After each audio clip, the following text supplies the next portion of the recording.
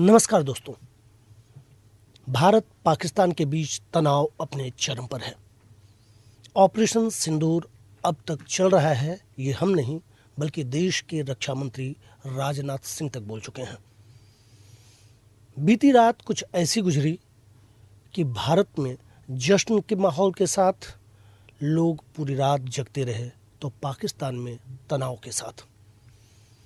आज भारत की बात करें तो 3 बड़े असर देखे गए कल की घटना के बाद। आईपीएल रद्द कर दिया गया। सीमावर्ती जितने भी राज्य हैं वहाँ पर जो सीमा से जुड़े हुए एयरपोर्ट्स हैं उनकी फ़्लाइट बंद कर दी गई है। पाकिस्तान कल पूरी रात ब्लैकआउट रहा। आखिर ऑपरेशन सिंदूर का अतीत क्या था, वर्तमान क्या है और इसका भविष्य क्या होगा, इस समग्र मुद्दों पर बातचीत करने के लिए हमारे साथ वरिष्ठ पत्रकार हरगोविंद विश्वकर्मा जी हैं। हम उनसे रूबरू होते हैं। हरगोविंद जी, मैं आपसे समझना चाहूँगा कि आज़ादी से लेकर अब तक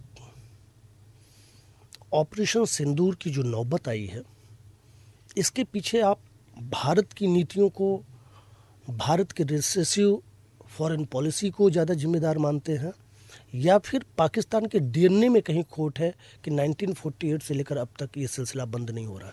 आपको पता ही है कि जो पाकिस्तान का जो जन्म हुआ है वो नफ़रत पे पैदा हुआ है। आपको पता ही होगा कि मोहम्मद अली जिन्ना ने, जो पाकिस्तान के संस्थापक हैं, उन्होंने डायरेक्ट एक्शन शुरू किया था 1946 में, मतलब कह लीजिए कि आज़ादी से थोड़ा सा पहले। तो जो पाकिस्तान की बुनियाद है वो नफ़रत पे है। और आपको पता ही है कि पाकिस्तान जो है कश्मीर पर दावा कर रहा था आज़ादी के समय, लेकिन कश्मीर का विलय भारत में हो गया 26 अक्टूबर 1947 को, जब राजा हरी सिंह और शेख अब्दुल्ला ने मिल करके फैसला किया कि कश्मीर भारत का अंग रहेगा। उसमें भी शेख अब्दुल्ला ने देखा कि पंजाबी मुसलमान पाकिस्तान में डोमिनेट कर रहे थे और वो बंगाली मुसलमानों का हालत देख लिए थे, इसलिए 4-5 महीने में, इसलिए शेख अब्दुल्ला ने सोचा कि भारत एक लिबरल देश है तो भारत के साथ रहना ही बेहतर है। तो हरी सिंह और शेख अब्दुल्ला मिल करके जो अकॉर्ड हुआ, जिस पर हरी सिंह ने साइन किया, उसके अनुसार भारत का अंग हो गया कश्मीर, जम्मू कश्मीर। इसके बाद जो है आपको पता ही है कि उससे पहले, ये समझौते से पहले पाकिस्तान अटैक कर चुका था कश्मीर पर, उसकी सेनाएं श्रीनगर तक आ गई थी।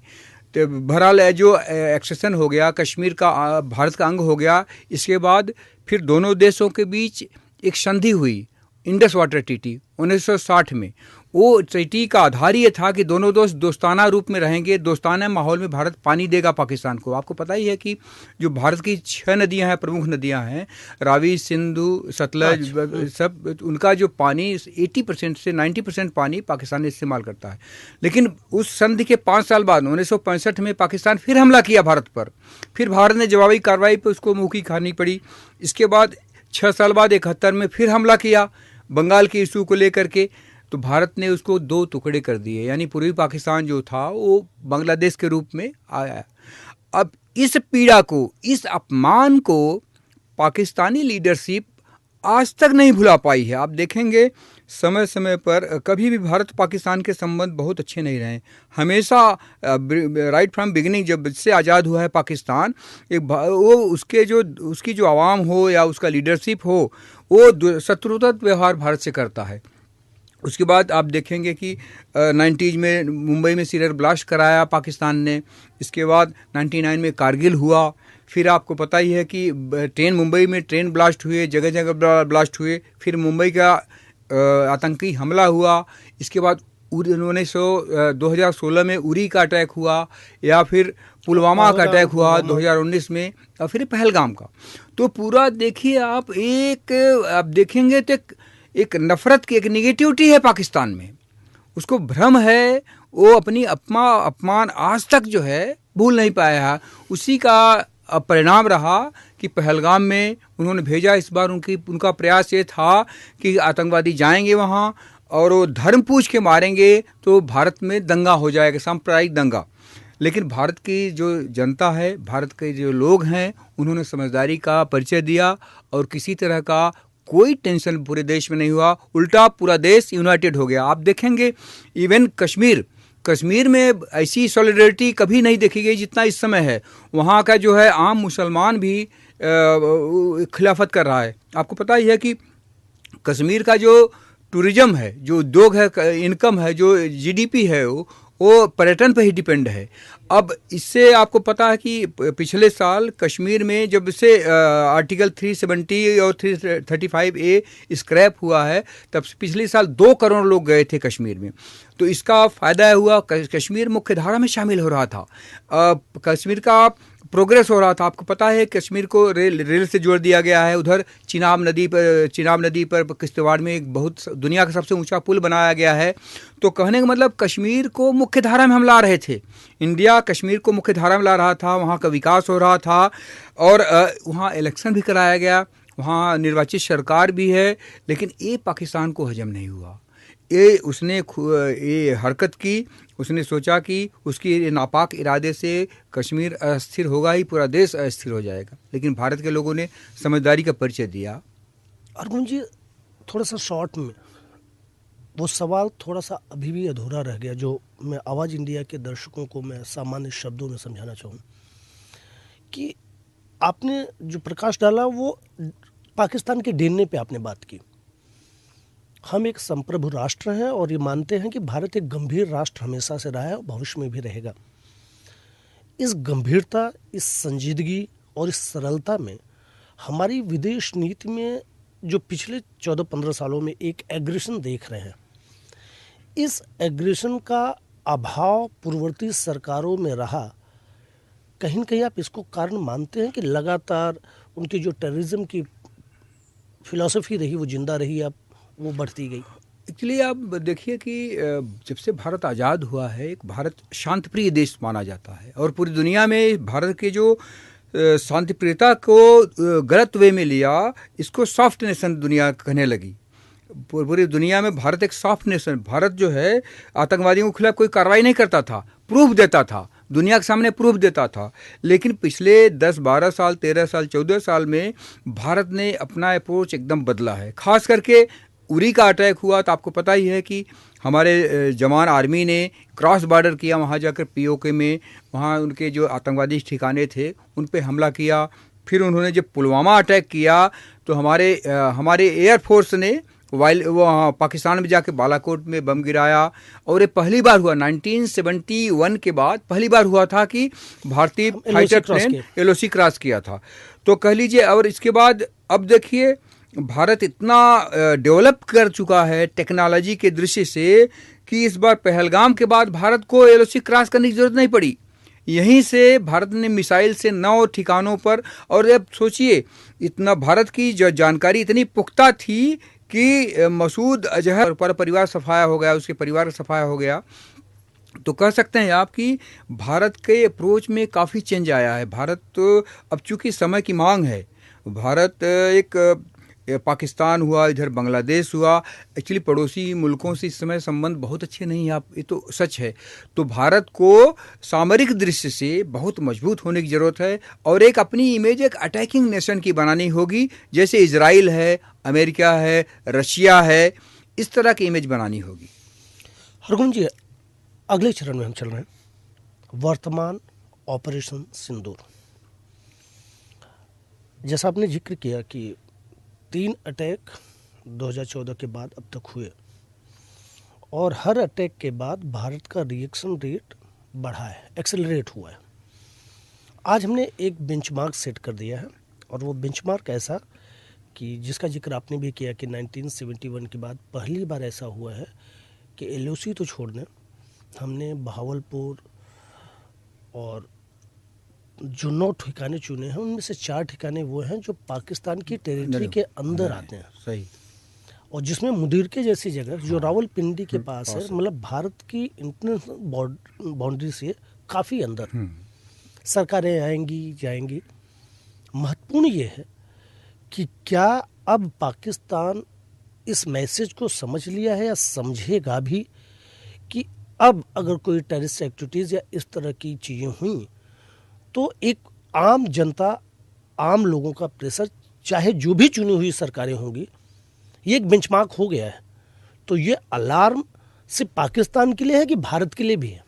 एक्चुअली कह लीजिए कि अभी इसमें पूरा जो अभी एपिसोड चल रहा है, आप देखेंगे कि अभी कल भी रात को दोनों सेनाएं आमने सामने थी। ये पाकिस्तान के लिए सबक तो है ही, पाकिस्तान के लिए सबक है, लेकिन आपको मैं फिर बताऊंगा कि पाकिस्तान जो है, जो 1971 की जो पीड़ा है, जो पराजय की पीड़ा है, उससे उबर ही नहीं पा रहा है। अब वहाँ की आवाम को रियलाइज हुआ है कि हमारी सरकारें गलत कर रही हैं, आर्मी गलत कर रही है। और आपको पता ही है कि पाकिस्तान में राइट फ्रॉम बिगिनिंग सेना का वर्चस्व रहा है, उसमें जनता की तो चलती ही नहीं। ये तो कहा जाता है कि एक मात्र मुल्क है जिसके पास अपना देश है, जिसकी सेना के पास देश से देश। तो कह लीजिए कि अब सेना का जो है भारत के प्रति घृणा पर ही आधारित एजेंडा है, उनका मेन एजेंडा, उनका अस्तित्व इसी से है। वो जिस दिन सेना वाले भारत से दोस्ती का हाथ बढ़ाएंगे, उस दिन वो खत्म हो जाएंगे। तो कहने का मतलब वो उन्होंने ऐसा झाड़ लगा दिया है, ऐसा वृक्ष लगा दिया है, ऐसा पौधा लगा दिया है कि अब वो बहुत नहीं कर सकते। इसलिए मुझे ऐसा लगता है कि भारत ने अभी जवाब दिया है और अभी पूरा जवाब बाकी है, मुझे ऐसा लगता है, क्योंकि भारत ने अभी 9 ठिकानों पर निशाना बनाया। उसके जवाब में कल आपको पता ही है कि रात में पाकिस्तान ने पुंछ से लेकर के भुज तक, यानी जम्मू कश्मीर, पंजाब, राजस्थान में 36 जगह वायलेट किया ड्रोन से या तो मिसाइल से। करीब 400 मिसाइलें पाकिस्तान की ओर से, 400 मिसाइलें या ड्रोन पाकिस्तान की ओर से दागे गए। ये अलग बात है कि हमारा जो डिफेंस सिस्टम है, जो हमारा S-400 जिसे हम सुदर्शन चक्र बोलते हैं, उसने सारे जो ड्रोन्स हैं या मिसाइल हैं सबको हवा में ही यहाँ अर्जुन जी थोड़ा सा मैं आपकी जानकारी में जोड़ूंगा कि S-400 से जो भी हमारी बात हो रही थी डिफेंस एक्सपर्ट से, उनका ये कहना है कि S-400 ने सिर्फ अभी कल के वॉर में इतनी ही भूमिका निभाई है कि उसने दुश्मन के जो भी मिसाइल्स आ रहे थे या ड्रोन आ रहे थे उनको डिटेक्ट करने का काम किया।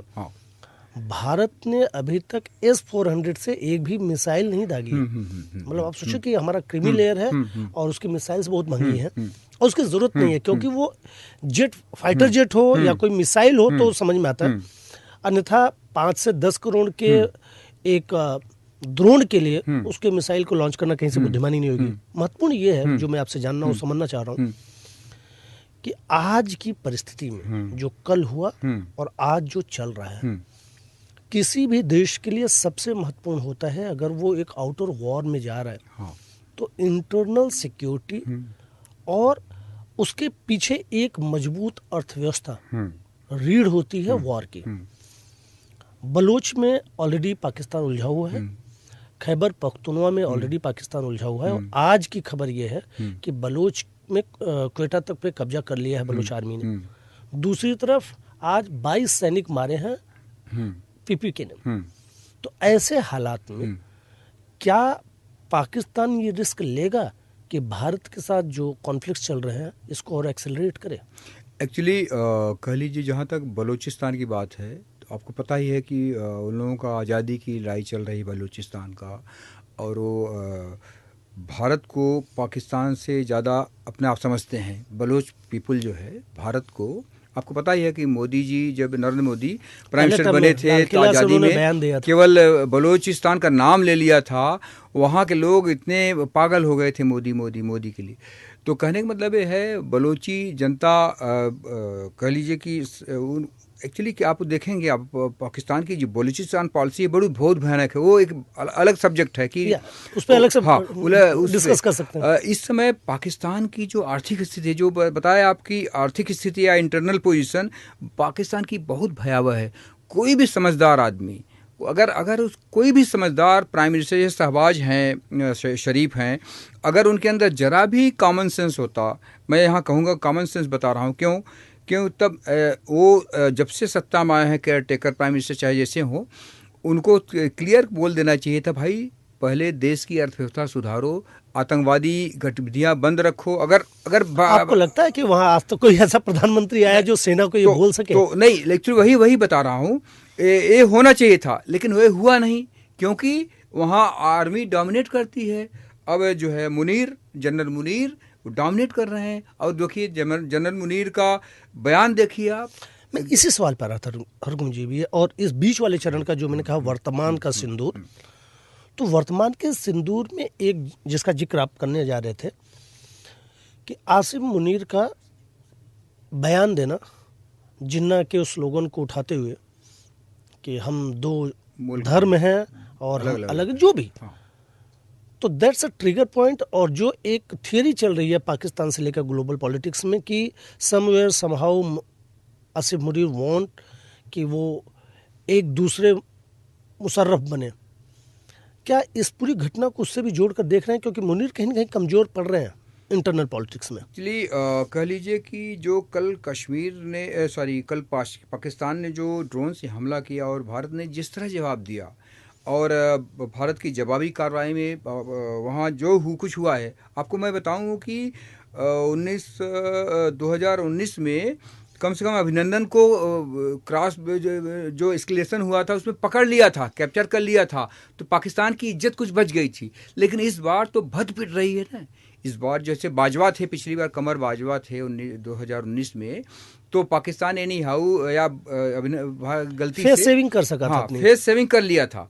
लेकिन इस बार इनकी पोजीशन बड़ी भद्द पिटी है। और चूंकि वहाँ जो कुछ हो रहा है उस पर बैन है, यहाँ हम ऑब्जर्व नहीं कर सकते, देख नहीं सकते। लेकिन छन कर जो खबरें आ रही हैं कि मुनीर के खिलाफ काफ़ी असंतोष है। मुनीर की पोजीशन इस खास करके ऑपरेशन सिंदूर के बाद बहुत कमज़ोर हुई है। हरगुन जी, एक दो मीडिया हाउसेस के अलावा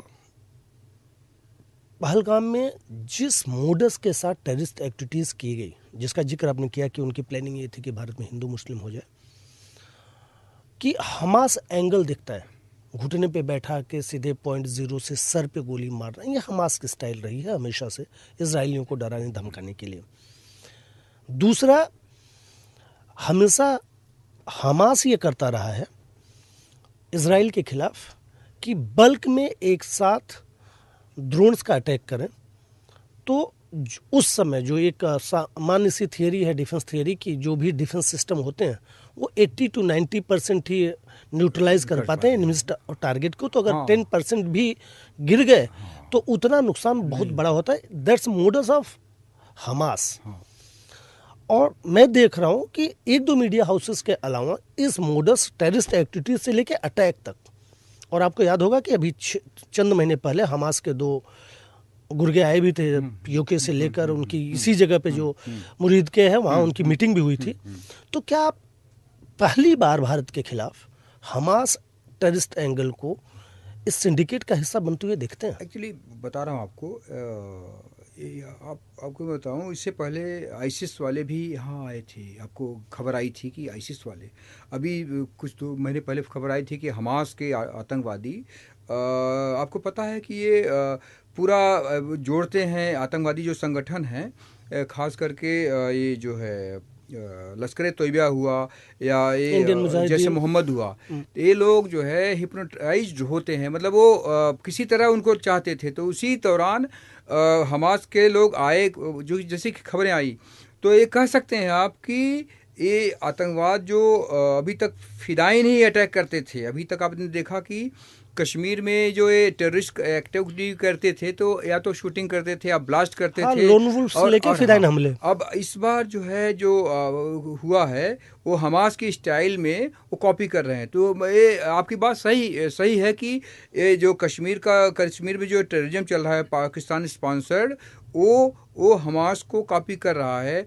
और आपको बताऊं कि अभी जो इजराइल और ये क्या नाम से हमास का जो युद्ध चल रहा है, उसमें आपको पता ही है कि ईरान कूदा था। ईरान एकदम सामूहिक रूप से ढेर सारे मिसाइल दाग रहा था। तो उसका इजराइल का डिफेंस सिस्टम डोम है, उसने सबको न्यूट्रलाइज किया। तो यहाँ कह लीजिए कि उसी तरह का कल जो शाम को जो कुछ हो रहा था उसी की याद दिला रहा था कि उधर से वो वॉली ऑफ मिसाइल और ड्रोन दाग रहे थे, इधर से हमारा जो डिफेंस सिस्टम है वो काम कर रहा था, न्यूट्रलाइज कर रहा था। ऑपरेशन सिंदूर में तीसरा चरण आखिर अब आगे क्या, जिसमें हम चर्चा करेंगे भारत के वर्तमान राजनीतिक परिदृश्य की, ग्लोबल पॉलिटिक्स की, और आज की तारीख में पाकिस्तान कहाँ खड़ा है। और आज की रात बेहद भारी है, तो हम उस पर भी हरगोविंद जी से चर्चा करेंगे। लेते हैं एक छोटा सा ब्रेक।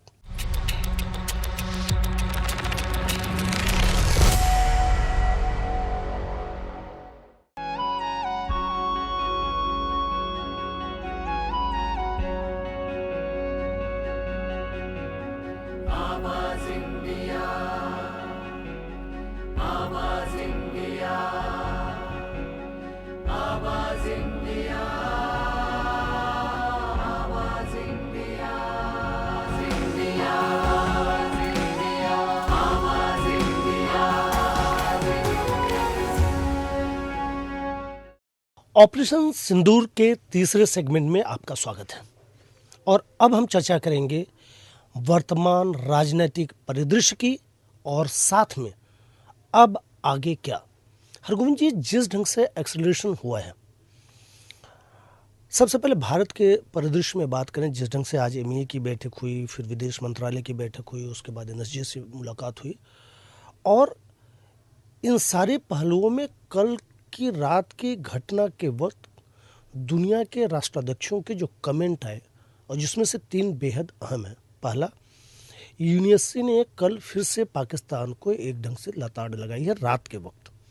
दूसरा, ट्रंप इस बार पूरी तरह अपना हाथ झटकते हुए दिख रहे हैं कि ये भारत और पाकिस्तान के बीच की चीज़ है, आप अपने लेवल पे इसको देखें, जो कि पाकिस्तान की किसी ज़माने में बहुत बड़ी ताकत हुआ करती थी। तीसरा, उसी दरमियान लगभग 1:20 के दरमियान इजराइल का भी एक ट्वीट बेहद अहम है।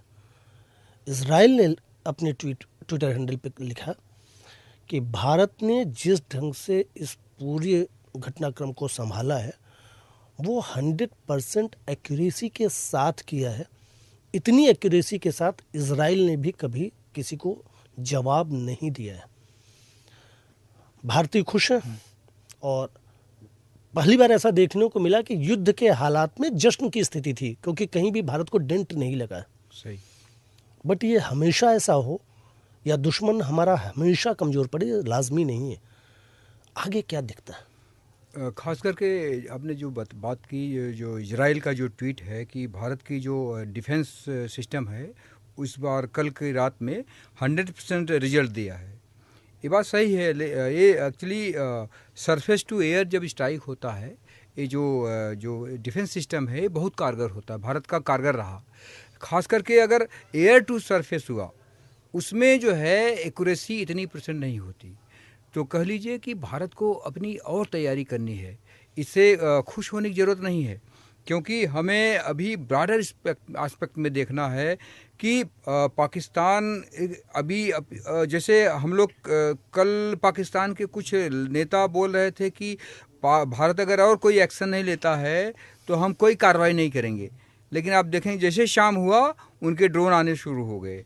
तो कहने का मतलब हम पाकिस्तान या कुछ पर हमको पूरी तरह अलर्ट रहना पड़ेगा। और इसी तरह जैसे कल जो है 100% एक्यूरेसी दिए हैं और साथ में अटैक भी किए हैं, तो इस पॉलिसी को मेंटेन रखना पड़ेगा। इसके अलावा हमारा जो अटैकिंग सिस्टम है उसको और इंटेंसिफाई करना पड़ेगा, क्योंकि अगर आतंकवाद की कमर तोड़नी है तो हाफिज़ सईद, लश्कर तोयबा का जो चीफ हाफिज़ सईद, और जैश मोहम्मद का चीफ मसूद अजहर, और हिजबुल मुजाहिदीन का जो है सैयद सलाउद्दीन, तीनों का खात्मा जरूरी है।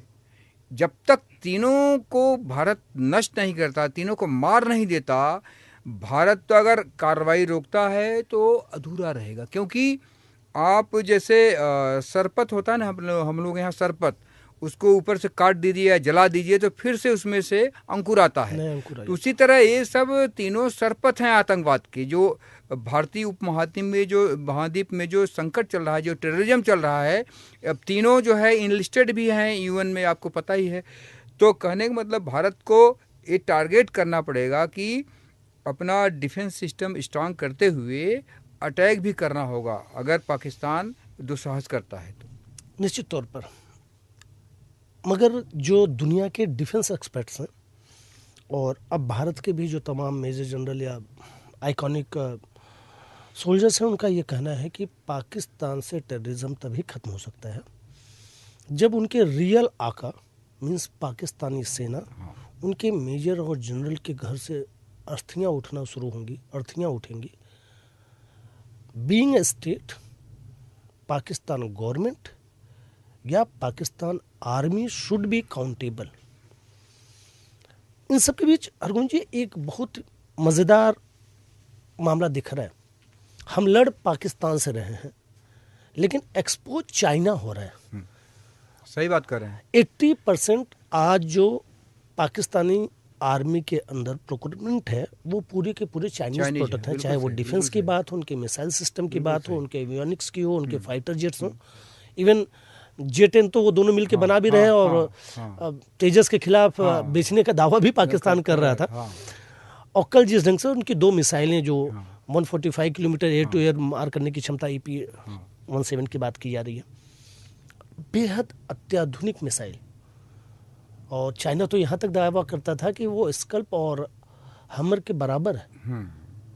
उसका टूट जाना, कल भारत ने जिस ढंग से आप देखें कि नॉर्थ से लेकर कराची तक खुलेआम हर जगह भारत के अगर ड्रोन पहुंच रहे थे तो ये साफ था कि भारत ने फॉर टाइम बीइंग ही सही उनके डिफेंस सिस्टम को पूरी तरह नेस्तनाबूद कर दिया। सही। अगर ये सच है सही।